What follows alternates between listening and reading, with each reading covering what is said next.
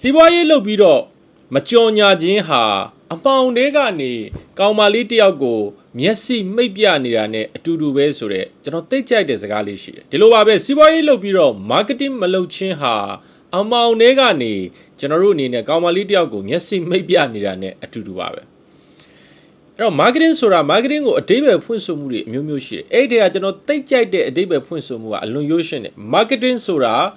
ာဝယ်သူဖန်တီးမှုဖြစ်တယ်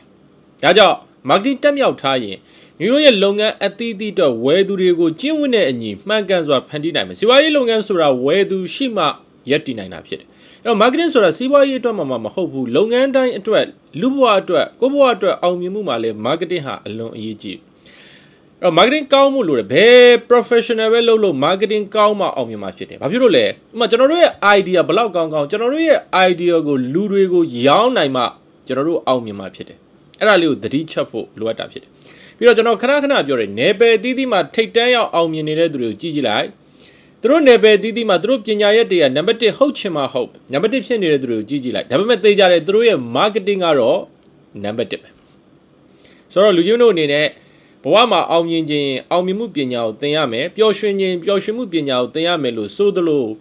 marketing ပညာဟာလည်းလူချင်းတို့ဘဝအောင်မြင်မှုအတွက်မဖြစ်မနေသင်ယူထားမယ်ပညာတစ်ရပ်ဖြစ်ပါတယ်အဲ့တော့ marketing ပညာကိုစိတ်ဝင်စားတဲ့သူတွေအတွက်ကျွန်တော်ကိုယ်တိုင်သင်ကြားမဲ့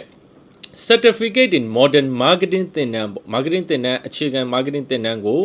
ကျွန်တော်တို့အခု9လပိုင်းမှာဖွင့်နေမှာဖြစ်ပါတယ် online သင်တန်းဒီအခုလာမဲ့9လပိုင်း15ရက်နေ့အင်္ဂါနေ့စတင်မှာဖြစ်ပြီးတော့ online ကနေတလတိတိသင်မှာဖြစ်တဲ့အတွက်မြန်မာနိုင်ငံ data အသီးသီးကမ္ဘာ data အသီးသီးတက်နိုင်ပါတယ်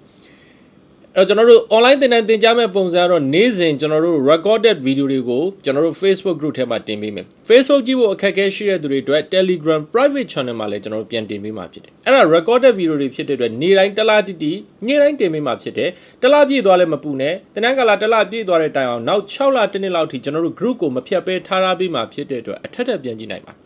အဲ့တော့ကျွန်တော်တို့မြည်သူမဆိုကိုအားတဲ့အချိန်မှာတက်ရောက်နိုင်ပါတယ်နိုင်ငံရောက်နေတဲ့သူတွေလည်းအပါအဝင်ပေါ့နော်ကျွန်တော်တို့ကနောက်အပတ်စဉ်တနင်္လာနေ့ည8:00 နာရီတိုင်း Zoom application ကနေကျွန်တော်နဲ့ဓာတ်ရိုက် live တွေ့ပြီးတော့မေးခွန်းတွေမေးမြန်းနိုင်မှာဖြစ်တယ်အဲ့တော့ live lecture မှာလူချင်းတို့ကိုကျွန်တော်တယောက်ချင်းညံချင်းဆိုင်တွေ့ပြီးမေးခွန်းမေးရတယ်လို့မေးခွန်းတွေမေးနိုင်တာဖြစ်တယ်မေးခွန်းနောက်ဖြေပေးတယ်အဲ့တော့သင်တန်းတက်နေနဲ့လူချင်းတို့ group coaching မှာရအောင်ဆောင်ရွက်ပေးတာဖြစ်တယ်အဲ့တော့အဲ့ဒီ live lecture ကိုလည်းမတက်ဖြစ်ရင်လည်းမပူနဲ့နောက်ရက်မှာကျွန်တော်တို့ recorded video ကို Facebook group ရော Telegram private channel မှာရောပြန်တင်ပေးမှာဖြစ်တယ်တနင်္ဂနွေတလပြီးသွားလို့ assignment ဆောင်ရွက်ရင် certificate ကို email ကနေပေးပို့ပေးမှာဖြစ်ပါတယ်အဲ့တော့ဒါကတော့ online သင်တန်းသင်ကြားမဲ့ပုံစံဖြစ်တယ်တလတက်အပြင်လူတွေ့တက်ချင်တဲ့သူတွေကျွန်တော်မိတ်ဆွေလုပ်ငန်းရှင်တွေကသူတို့ဝန်ထမ်းတွေကိုစေလွတ်ချင်တယ်လို့ပြောတဲ့သူတွေအတွက်ကတော့9လပိုင်း19ရက်နေ့နဲ့20ရက်နေ့စနေတနင်္ဂနွေ2ရက်မှာမနက်10:00 နာရီကနေညနေ6:00 နာရီထိရန်ကုန်မြို့တော်ဝင်စင်တာ3လွာမှာရှိတဲ့ကျွန်တော်ရဲ့ annual သင်တန်းကျောင်းမှာကျွန်တော်နဲ့2ရက်အချိန်ပြည့်ရင်းနှီးချစ်ခင်စွာတွေ့ဆုံပြီးတက်ရောက်အောင်မှာဖြစ်ပါတယ်အဲ့တော့ online သင်တန်းမဲ့တက်ချင်းအပြင်သင်တန်းမဲ့တက်ချင်းလူချင်းတို့ရဲ့နာမည်ရဲ့ဖုန်းနံပါတ်ကို comment မှာမရေးနဲ့ Messenger message မှာရေးပါ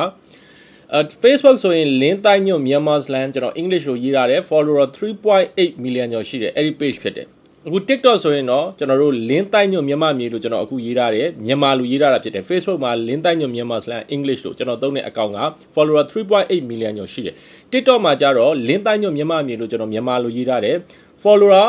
အခုဆိုရင်ကျွန်တော်တို့ကဒီမှာ follower ကြည့်မယ်ဆို3 million ကျော်ရှိတယ် TikTok မှာဆိုရင် like ဆိုရင်တော့ 33.5 million ကျော်ရှိတယ်အဲ့ဒီ account တစ်ခုပဲကျွန်တော်သုံးတယ်အဲ့ဒီ account ရဲ့ message မှာเนาะကျွန်တော်တို့ရေးထားပေးပါနာမည်မြန်မာပြည်ကသူတွေဆိုတော့နာမည်ရဲ့ဖုန်းနံပါတ်ရေးထားပေးပါနိုင်ငံခြားသူတွေဆိုတော့နိုင်ငံခြားပါတင်တန်းတက်ချင်ပါလို့ရေးထားပေးပါကျွန်တော်တို့ team ကညီညီမတွေကဆက်သွယ်ပေးပါမယ်အခုအစီအစဉ်ကိုကြည့်တဲ့သူတိုင်းကိုကျွန်တော်တို့က 20% discount ဆက်ပြီးတော့ပေးထားပါတယ်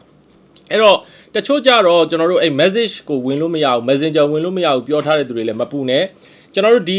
TikTok ရော Facebook ရော account တွေကိုဝင်ကြည့်လိုက်အပေါ်ဆုံးကိုတက်ကြည့်လိုက်ဒီသင်တန်းအကြောင်းတင်ထားတဲ့ post တွေရှိတယ် video file တွေနဲ့တင်ထားတယ် Facebook မှာဆိုသင်တန်းကြီးတွေပါကျွန်တော်ရေးထားတယ်အဲ့ဒီ post ရဲ့အောက်က comment မှာဝင်ပြီးတော့လေသင်တန်းတက်ချင်ပါလို့ရေးထားပြီးကျွန်တော်တို့က message ပို့ပေးမှာဖြစ်ပါတယ်နိုင်ငံခြားသူတွေဆိုရင်တော့ငွေလွှဲရမယ့် amount တွေပါလေကျွန်တော်တို့ discount ကျွန်တော်တို့ amount တွေတခါတည်းငွေလွှဲရမယ့် account တွေပါပို့ထားပေးမယ်အဲ့ဒါဆိုရင်ကျွန်တော်တို့ငွေလွှဲပြီးသွားရင်ကျွန်တော်တို့ screenshot ပြန်ပို့ပြီးရင်ကျွန်တော်တို့ group ထဲဝင်မှုရအောင်ဆက်လက်ဆောင်ရွက်ပေးမှာဖြစ်ပါတယ်အဲ့တော့ကျွန်တော်တို့အနေနဲ့လူချင်းတို့အနေနဲ့ ဒီသင်တန်းမှာ marketing နဲ့ပတ်သက်ပြီးတော့ဘလို့အကြောင်းအရာတွေသင်ယူရမလဲဆိုတော့ကျွန်တော်တို့အဓိက၄ပိုင်းကိုသင်ရမှာဖြစ်တယ်ပထမတစ်ခုကတော့ marketing ဆိုင်ရာအခြေခံအကြောင်းအရာတွေဖြစ်တယ်ဒုတိယတစ်ခုကတော့